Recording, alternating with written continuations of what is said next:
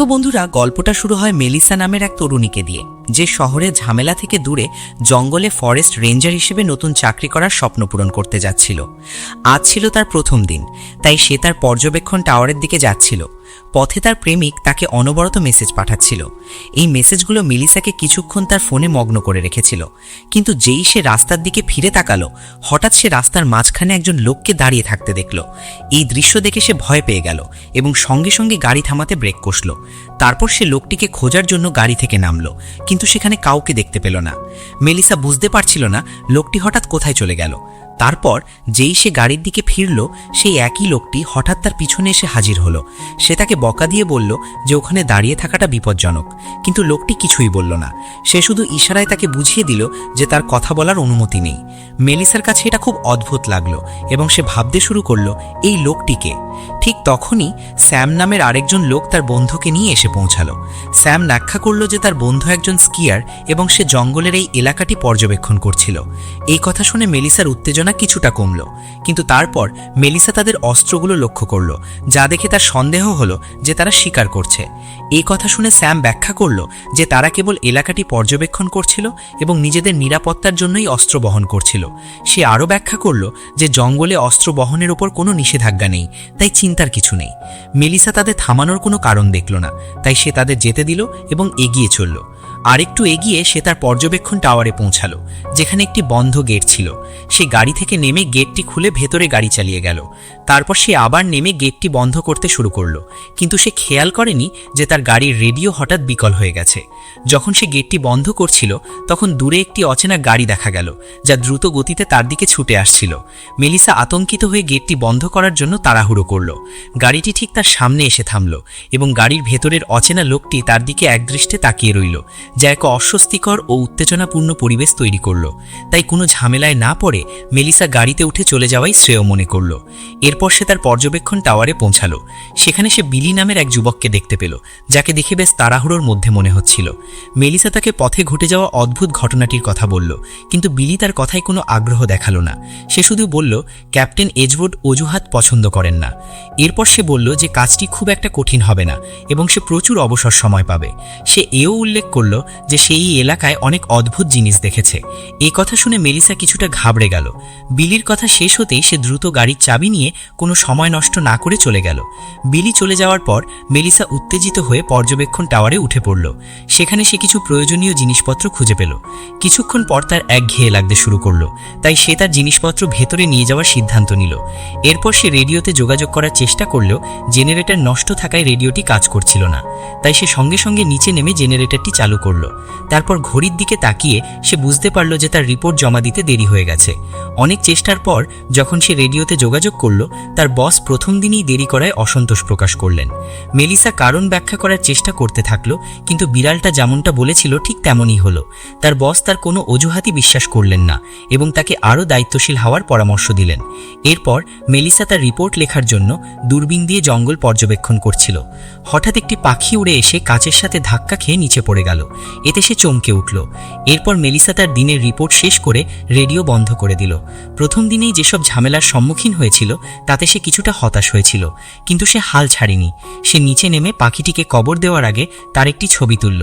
তারপর সন্ধ্যার দিকে সে তার চূড়ান্ত রিপোর্ট পাঠালো এবং উঁচু থেকে জঙ্গলের সুন্দর দৃশ্য দেখতে দেখতে কিছুক্ষণ সময় কাটালো। সেখানকার শান্তিটা বেশ আরামদায়ক ছিল। তারপর যখন সে রাতের খাবার রান্না করছিল, তখন রেডিওতে আরেকজন রেঞ্জারের কণ্ঠস্বর শুনতে পেল। মেলিসা সঙ্গে সঙ্গে রেডিওর কাছে গিয়ে তার সাথে যোগাযোগ করল। বনরক্ষীটি অন্য একটি স্টেশনে কাজ করছিলেন। তিনি জানালেন যে তিনি বেশ কিছুদিন ধরেই সেখানে কর্মরত আছেন এবং 1 মাস ধরে বিড়ালটির সাথে মেলামেশা করছেন। মেলিসা ভাবল এতক্ষণে তার বাড়ি চলে যাওয়ার কথা, কিন্তু বনরক্ষীটি জানালেন যে তিনি টানা 3টি শিফটে কাজ করেছেন এবং আরও 2 মাস থাকবেন, কারণ তিনি এই কাজটি ভালোবাসেন। তিনি আরও বললেন যে আগে অনেকেই বনরক্ষী হতে চাইত, কিন্তু এখন এই কাজের জন্য খুব কম লোকই পাওয়া যায়। মেলিসা যখন জানালো যে সে নিজে নিজের ইচ্ছাতেই এখানে এসেছে, তখন বনরক্ষীটি খুব খুশি হলেন। এরপর তিনি ব্যাখ্যা করলেন যে এখানে দুই ধরনের মানুষ আসে, কেউ জীবনে কিছু একটা খুঁজে বেড়ায় আর কেউ নিজের সমস্যা থেকে মুক্তি পেতে আসে। তিনি মেলিসাকে জিজ্ঞাসা করলেন সে কেন এখানে এসেছে, কিন্তু মেলিসা উত্তর দেওয়ার আগেই তিনি কথাটা পরের দিনের জন্য স্থগিত করলেন। শুভরাত্রি বলে রেডিওটি বন্ধ করে দিলেন। এরপর মেলিসা হেডফোন লাগিয়ে ঘুমানোর চেষ্টা করল। তারপর হঠাৎ আমরা টাওয়ারের কাছে আকাশ থেকে একটি উজ্জ্বল বস্তু দেখতে পেলাম। পরের দিন সকালে মেলিসা কিছুক্ষণ ব্যায়াম করার পর গোসল করতে বাইরে গেল। হঠাৎ সে অনুভব করল দূর থেকে কেউ তাকে দেখছে। অস্বস্তি বোধ করে সে সঙ্গে সঙ্গে টাওয়ারে ফিরে এলো। আসলে স্কিয়ার ঝোপের আড়াল থেকে তাকে দেখছিল, কিন্তু মেলিসা তাকে খেয়াল করেনি। সে সঙ্গে সঙ্গে উপরে গেল এবং দূরবীন দিয়ে জঙ্গলটা দেখতে শুরু করলো, কিন্তু সেখানে কাউকে দেখতে পেল না। তাই মেলিসা ব্যাপারটা উপেক্ষা করে তার রিপোর্ট পাঠিয়ে দিল এবং হাঁটতে বেরিয়ে গেল। হাঁটতে হাঁটতে সে মাটিতে একটি বিপজ্জনক ফাঁদ দেখতে পেল। সে সাবধানে একটি লাঠি দিয়ে ফাঁদটি নিষ্ক্রিয় করল, কিন্তু না থেমে চলতে লাগলো। আরও কিছুটা এগিয়ে সে একটি অদ্ভুত জিনিস দেখতে পেল, একটি ফেলে দেওয়া পশুর চামড়া যার ওপর নীল রক্ত লেগে আছে। এতে সে চমকে উঠল। ঠিক তখনই কাছাকাছি কিছু শব্দ তার মনোযোগ আকর্ষণ করল। সেখানে সে একটি ফেলে দেওয়া স্পিকার এবং তার কাছে একটি তাঁবু দেখতে পেল।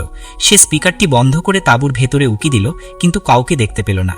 যেইমাত্র সে চলে যেতে উদ্যোগ হলো, হঠাৎ সে দেখল তার সামনে একজন মহিলা দাঁড়িয়ে আছে। মহিলাটির পায়ে গভীর পোড়া ক্ষত ছিল এবং সে অদ্ভুত স্বরে বিড়বিড় করছিল। মেলিসা বুঝতে পারল যে সে আহত হয়েছে এবং তার সাহায্য প্রয়োজন। সে তাকে ধরে ধীরে ধীরে তাদের পর্যবেক্ষণ টাওয়ারের দিকে নিয়ে গেল। সে জানতে পারল যে মহিলাটির নাম কর্নি। তারা যখন সামনে এগোচ্ছিল, তাঁবুর চারপাশের পোড়া জমির এক বিশাল এলাকা দৃশ্যমান হলো।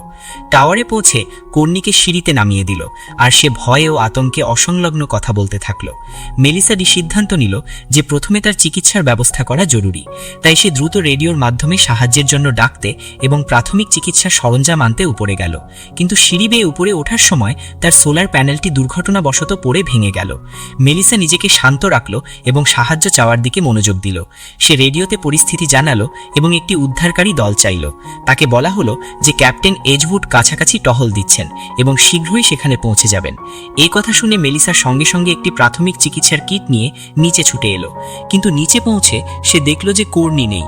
চারপাশে তাকিয়ে সে দেখল কোল কিছুটা দূরে দাঁড়িয়ে জঙ্গলের দিকে একদৃষ্টে তাকিয়ে রয়েছে। মেলিসা তার কাছে গেল এবং কি ঘটেছে তা বোঝার চেষ্টা করল। কোল তখনও চুপ ছিল, কিন্তু তার মুখের ভয় স্পষ্ট বুঝিয়ে দিচ্ছিল যে তাদের ওপর কোনো গুরুতর বিপদ আসতে চলেছে। এদিকে এজউড তার দলের সাথে টহল দিচ্ছিলেন। এমন সময় তিনি কর্নির উদ্ধারের খবর পেলেন। তিনি এটা পছন্দ করেননি, কিন্তু তিনি তার কর্তব্য পালন করতে বাধ্য বোধ করলেন। অনিচ্ছাকৃতভাবে তিনি মেলিসাকে সাহায্য করার সিদ্ধান্ত নিলেন এবং পর্যবেক্ষণ টাওয়ারের দিকে রওনা হলেন। এজউড টাওয়ারে পৌঁছালেন। মেলিসা সঙ্গে সঙ্গে তাকে কর্নির পোড়া পা এবং তার শোচনীয় অবস্থার কথা জানালো। একজন রেঞ্জার কর্নিকে গাড়িতে তুলে দিল। এদিকে এজউড রাগে মেলিসার দিকে এগিয়ে এলেন। তিনি কঠোরভাবে মেলিসাকে মনে করিয়ে দিলেন যে তার আসল কর্তব্য হলো টাওয়ারে থেকে আগুনের দিকে নজর রাখা, জঙ্গলে ঘুরে বেড়ানো নয়। চলে যাওয়ার আগে তিনি মেলিসাকে পরবর্তী রিপোর্টের আগে সোলার প্যানেলটি ঠিক করার আদেশ দিলেন। এই সমস্ত ঘটনায় মেলিসা মানসিকভাবে বিপর্যস্ত ছিল। সে কিছুক্ষণ বিশ্রাম নিতে শুয়ে পড়ল এবং কখন ঘুমিয়ে পড়েছে তা বুঝতে পারল না। ঘুম থেকে উঠে সে বুঝতে পারল যে তার রিপোর্ট পাঠাতে আবার দেরি হয়ে গেছে। তবুও সে তার কর্তব্যের প্রতি দায়িত্বশীলতা দেখিয়ে সঙ্গে সঙ্গে তা পাঠিয়ে দিল। কিন্তু তার ভয় হচ্ছিল যে এবার তাকে শাস্তি দেওয়া হবে। সৌভাগ্যবশত অপর প্রান্তে আরেকজন রেঞ্জার এসে পৌঁছালেন। তিনি মেলিসাকে চিন্তা না করতে বললেন এবং আশ্বাস দিলেন যে সবকিছু ঠিক হয়ে যাবে। এরপর মেলিসা নিচে নেমে জেনারেটরটি আবার চালু করল। ফিরে এসে সে মাটিতে একটি ব্যাগ পড়ে থাকতে দেখল। কৌতূহলী হয়ে সে ব্যাগটি তুলে খুলে দেখল। ভেতরে বিভিন্ন ধরনের বেশ কয়েকটি পাথর ছিল। সেই রাতে পরে সে একটি ম্যাগাজিনে পাথরগুলো সম্পর্কে তথ্য খোঁজার চেষ্টা করছিল এবং কর্নির বলা কথাগুলো ভাবতে থাকলো। তারপর রয় ফোন করল। সে পুরো ঘটনাটি সম্পর্কে জানতে পেরেছিল।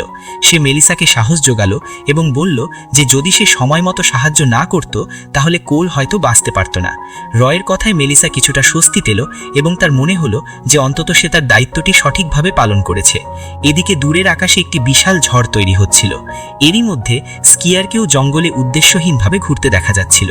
সে মাটিতে কিছু একটা খুঁজছিল এবং একটি চকচকে পাথর খুঁজে পেল, ঠিক মেলিসার ব্যাগে পাওয়া পাথরটির মতোই। মেলিসা রয়ের সাথে কথা শেষ করতে না করতে হঠাৎ সব আলো নিভে গেল। এত ক্লান্তির পর সে ভাবল তাড়াতাড়ি শুয়ে পড়াই ভালো। সে হেডফোন লাগালো, কিন্তু তার ফোন বেজে উঠল। ঠিক সেই মুহূর্তে তার স্পর্শ ছাড়াই রেডিওটা নিজে থেকেই চালু হয়ে গেল। ব্যাপারটা মেলিসার কাছে খুব অদ্ভুত লাগলো এবং সে সাবধানে রেডিওটার দিকে এগিয়ে গেল। সে মাইক্রোফোনটা ফোনটা তুলে জিজ্ঞেস করলো লাইনে কেউ আছে কিনা, কিন্তু কোনো সাড়া পেল না। যেই সে পিছু হটা শুরু করলো, হঠাৎ ফ্রিকোয়েন্সিটা নিজে থেকেই বদলে গেল এবং রেডিও থেকে একটা খুব ভয়ঙ্কর কণ্ঠস্বর ভেসে উঠল। মেলিসা ভয়ে কাঁপতে লাগলো। পরের দিন সকালে তার আগের মতো উৎসাহ ছিল না, কিন্তু সে তার দায়িত্ব পালন করে চলল। যদিও এজউড তাকে টাওয়ারে থাকতে বলেছিল, তবুও মেলিসা আদেশ অমান্য করে ক্যাম্পটা ইনভেস্টিগেশন করার সিদ্ধান্ত নিল। সে তার ব্যাগ গুছিয়ে টাওয়ার থেকে নেমে জঙ্গলের দিকে রওনা হলো।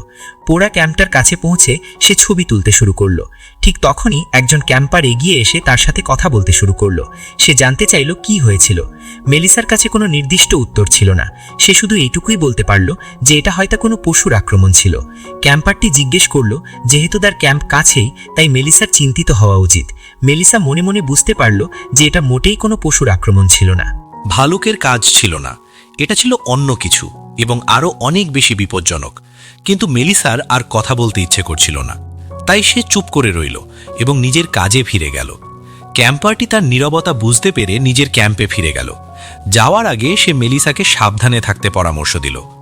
এই কথা শুনে মেলিসা কিছুটা সতর্ক হলো এবং সতর্কতামূলক ব্যবস্থা হিসেবে সেটির একটি ছবি তুলে নিল। তারপর সেই রাতে মেলিসা টাওয়ারের বারান্দায় বসে দূরের ঘন জঙ্গলের দিকে তাকিয়ে রইল। তার ঘুম আসছিল না, তাই সময় কাটানোর জন্য সে রেডিওতে রয়ের সাথে কথা বলতে শুরু করলো।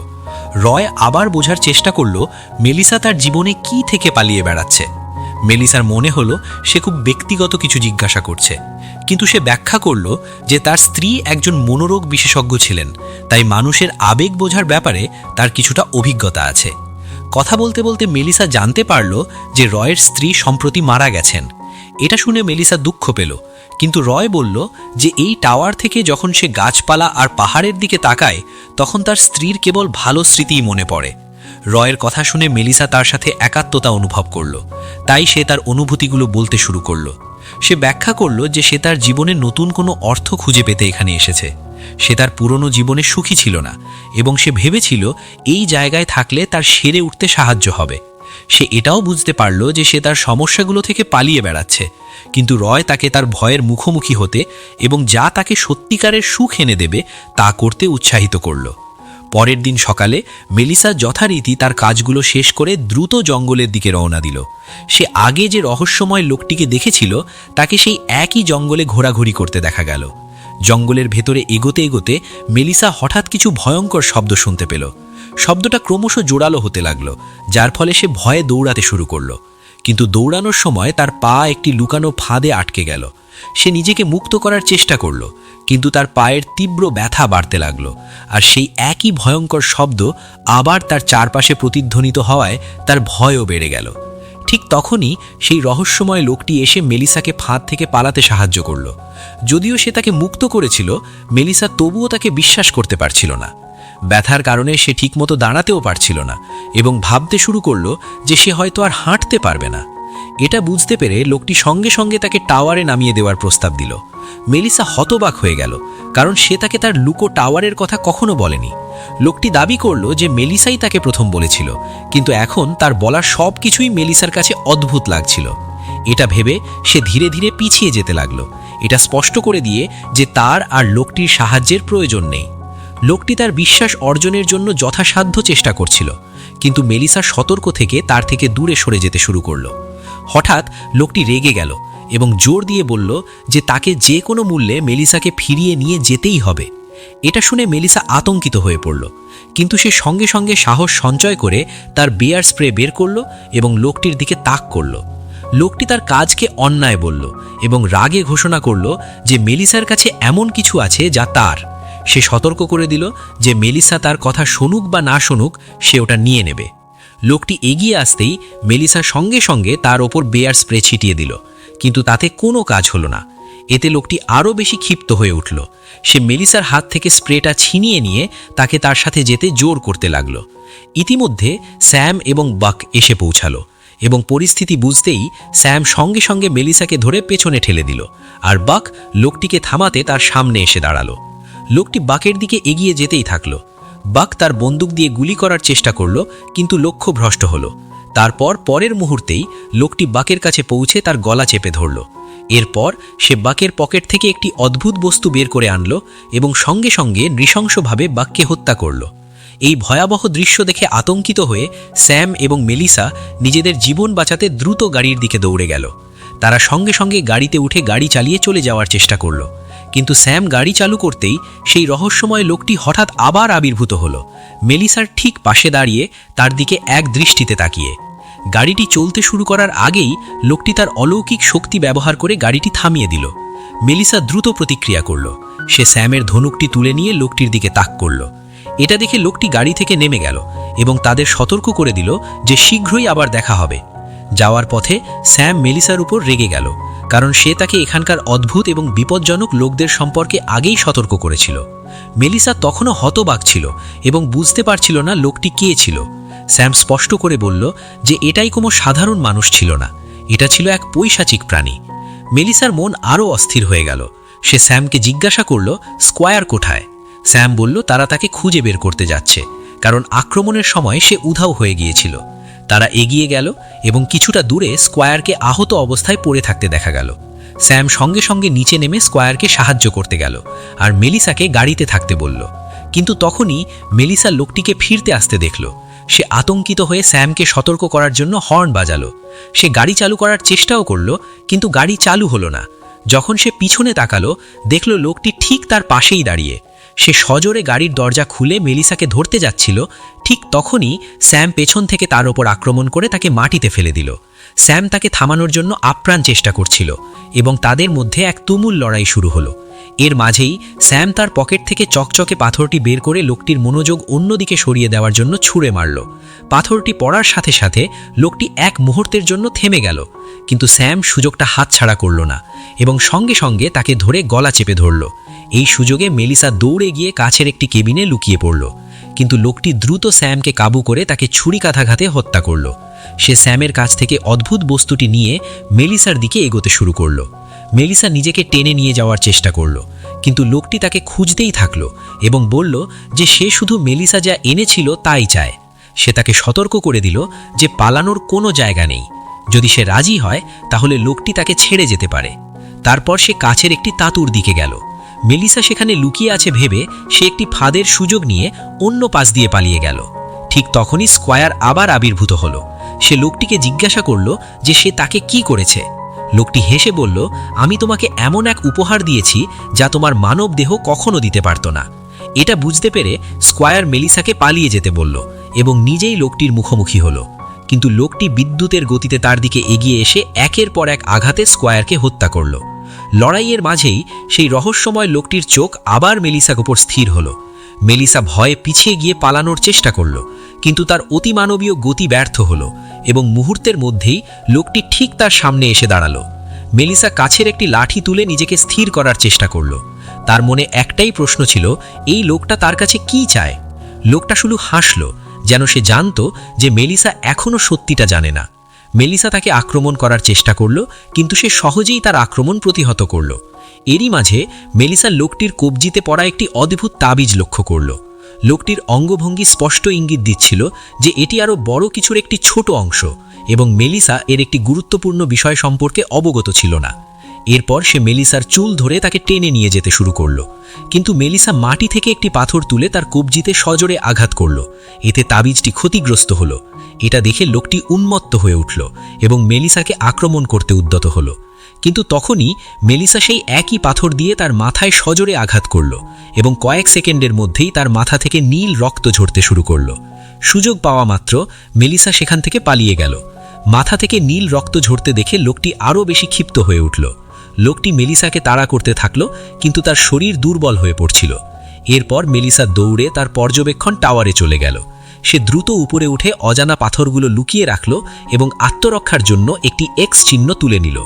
ঠিক তখনই মিনারেটি একজন অপরিচিত ব্যক্তি আবির্ভূত হলো। এতে সে আরও বেশি ভয় পেয়ে গেল এবং সাবধানে পিছু হটতে লাগল। তারপর সে বুঝতে পারল যে সেই অপরিচিত ব্যক্তিটি আর কেউ নয়, স্বয়ং রয়, সেই লোকটি যার সাথে সে প্রতি রাতে রেডিওতে কথা বলতো। কিন্তু সাথে সাথেই সেই রহস্যময় লোকটি এসে রয়কে টাওয়ার থেকে ধাক্কা দিয়ে ফেলে দিল। লোকটি টাওয়ারের ভিতরে ঢুকে পাথরগুলো খুঁজতে শুরু করল। মেলিসা ভয়ে ভয়ে রয়কে পড়তে দেখল। সাহস সঞ্চয় করে মেলিসা পাল্টা লড়াই করার সিদ্ধান্ত নিল। সে বাকি পাথরগুলো তুলে টাওয়ারের নিচে ছুঁড়ে মারল। লোকটি সেগুলোর পিছনে দৌড়ালো। মেলিসা কুড়াল হাতে নিয়ে নিচে নেমে রয়ের কাছে গেল। রয় তখনও বেঁচে ছিল, কিন্তু গুরুতর আহত ছিল।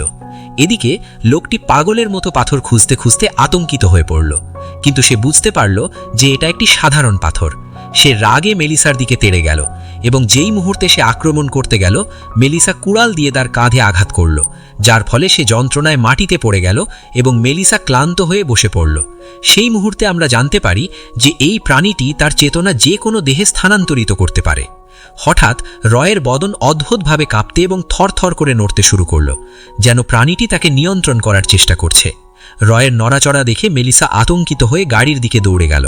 সে সাহায্যের জন্য রেডিওটা তুলে নিল এবং প্রাণীটি রেডিওতে কথা বলতে শুরু করল। তারপর এটি রয়ের দেহ মেলিসার দিকে টেনে নিয়ে যেতে শুরু করল। তবে রয়ের গুরুতর আঘাতের কারণে এটি তার দেহ ছেড়ে যেতে বাধ্য হল। কয়েক সেকেন্ডের মধ্যেই রয় তার স্বাভাবিক অবস্থায় ফিরে এসে মাটিতে লুটিয়ে পড়ল এবং শ্বাস নিতে শুরু করল। এর কিছুক্ষণ পরই এজউড এবং বিলি এসে পৌঁছালো।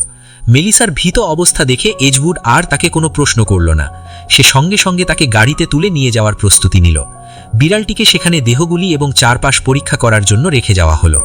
এরপর বিলি ব্ল্যাক স্লাইমকে দেখতে পেল এবং কিছু না ভেবেই তাকে স্পর্শ করল। এজউড মেলিসাকে গাড়িতে থাকতে বলল আর নিজে টাওয়ার থেকে তার জিনিসপত্র আনতে গেল। সে বিড়ালটিকে বলল যে সে মেলিসার পথটি গ্রহণ করবে, কারণ নতুন রেঞ্জার খুঁজে পাওয়া কঠিন।